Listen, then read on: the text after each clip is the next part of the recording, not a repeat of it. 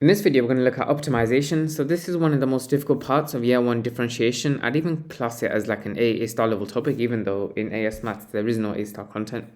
So to start with, it tells you the volume of a can is 330 centimeters cubed. Now the volume of a cylinder or any 3D shape in general is just the cross-sectional area, which happens to be a circle here, multiplied by the height of the 3D shape. And so that's equal to 330 centimeters cubed here. The surface area of a cylinder is given by the areas of the two circles on top and bottom, which are 2 pi r squared, plus the curved surface area of the cylinder, which is given by 2 pi r h. We can say that this expression here is equal to the surface area that's given to us, which is, it's actually not quite given, and it's represented by capital A. There you go. Now, if we look at the equation that we want to get to, there's no h variable involved. That means we need to replace the h in our area equation. How do we do that? Well, we formed a separate expression just above, and we can make h the subject of that expression. So let's do that first. H is equal to, well, if we divide both sides by pi r squared, 330 divided by pi r squared, and then that equation for h that we just introduced, we can input it into that second equation. So we can say that the area is 2 pi r squared plus 2 pi r times h, which we replace with 330 over pi r squared. So yeah, let's do that now. After you do that, you can cancel out pi from the numerator and denominator here. You can cancel out 1 power of r from the numerator and denominator. 2 times 330 is 660, and we're left with 660 over r. Now, if we simplify this, we know the first term will remain as 2 pi r squared, and then, like I said, the second term will become 660 over r. I'm actually going to write this as 660 r to the minus 1, and I'll show you why for the next part of the question. That's everything for part A. Moving on to part B, it says find the value of r for which A is stationary.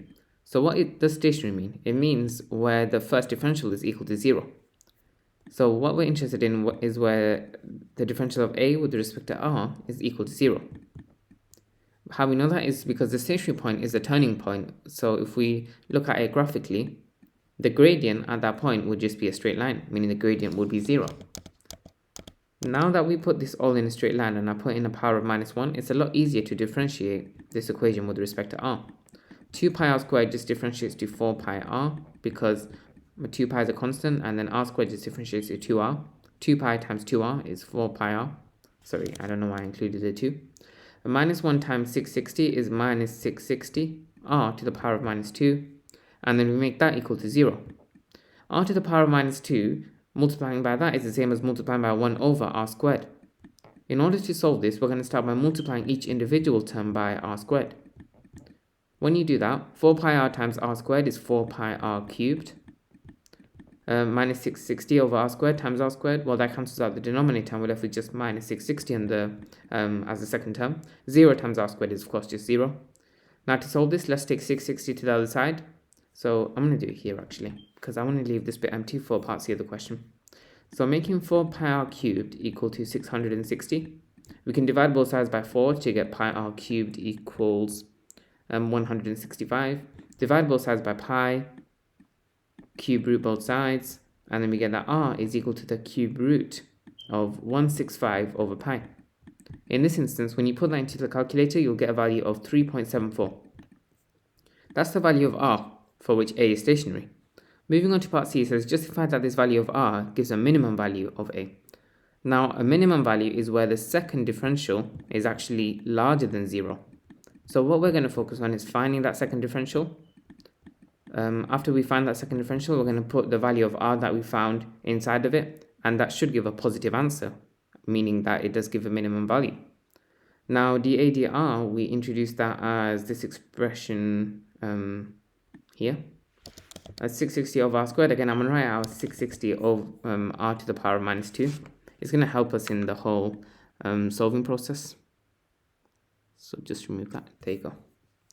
Alright then. Since we're differentiating all of this now, 4 pi r will just differentiate to 4 pi. Minus 660 times minus 2 is positive 1320 r, and then all to the power of minus 3 because we have to subtract 1 from the power.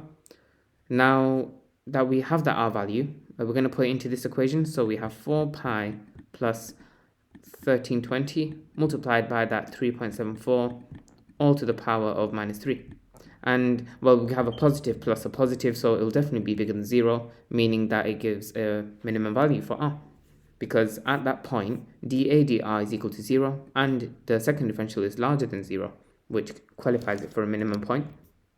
Thanks for watching. I hope this video helped. If you have any tutoring inquiries, be sure to visit my website www.excellineducation.co.uk. It's on the first link in the description too.